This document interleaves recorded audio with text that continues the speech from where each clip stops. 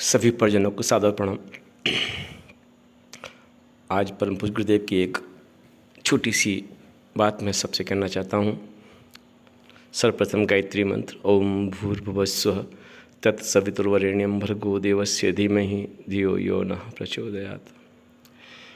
आज इस संसार में भगवान की जो मान्यताएं हैं, भगवान के जो मंदिर हैं, भगवान के जो विग्रह स्वरूप हैं, जगह जगह जो तीर्थ स्थापित हैं, दरअसल उनका उद्देश्य तो कुछ और होना चाहिए था, लेकिन अज्ञानतावश ईश्वर माना मनोकामनाओं की पूर्ति, तीर्थ माना मनोकामनाओं की पूर्ति, भगवान की प्रार्थना माने मनोकामनाओं की पूर्ति।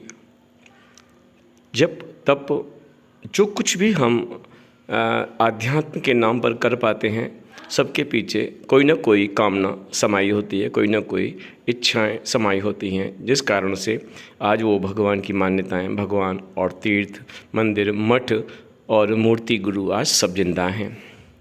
लेकिन प्रश्न पैदा होता है, ये दरअसल कामनाएं उठती कहाँ से हैं? कामनाएं कहाँ से उठती हैं?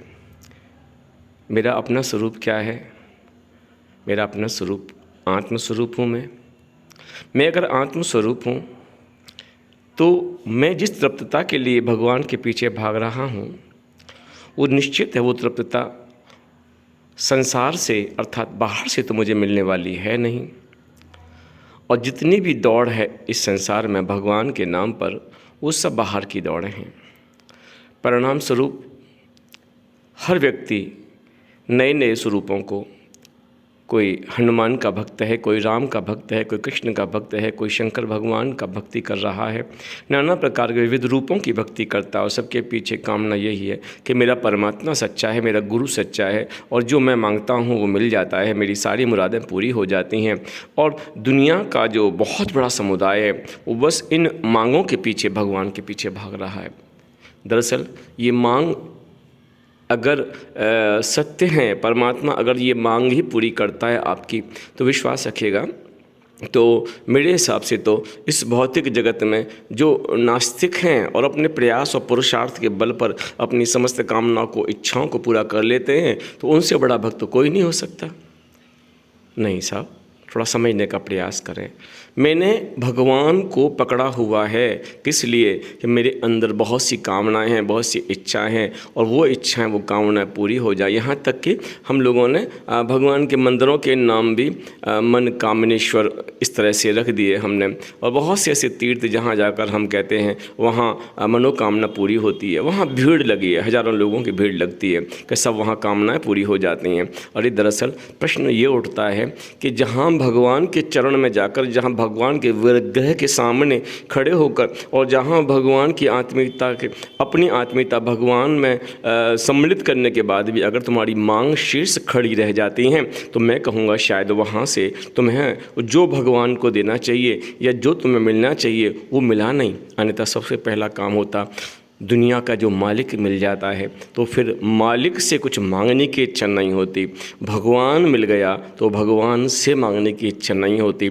भगवान से मांगने की इच्छा वहाँ होती है जहाँ भगवान की तृप्तता हमारे जीवन में प्रवेश नहीं करती। तो दूसरी भाषा में ये कहें, जो कामनाओं से भरे हुए हैं वो भगवान के प्यासे नहीं हैं। जो अपनी इच्छा आकांक्षाओं की पूर्ति के लिए भगवान के पीछे भाग रहे हैं, ये भगवान के प्रेम करने वाले नहीं हैं। ध्यान रखिएगा, भगवान को चाहते हो या भगवान से चाहते हो, ये फैसला तुम्हें करना पड़ेगा। आपने महाभारत की कहानी सुनी है, उसमें देखा गया, बताया गया है कि अर्जुन भगवान को चाहता है और उन्होंने भगवान को मांगा था और दुर्योधन ने भगवान से मांगा था। अंत में दुर्योधन हारा था और अर्जुन जीता था। इस संसार का नियम यही है, भगवान को मांगने वाला कभी अतृप्त नहीं रहता और भगवान से मांगने वाला कभी तृप्त नहीं होता। इसलिए उठो, जगो, स्वयं को पहचानो।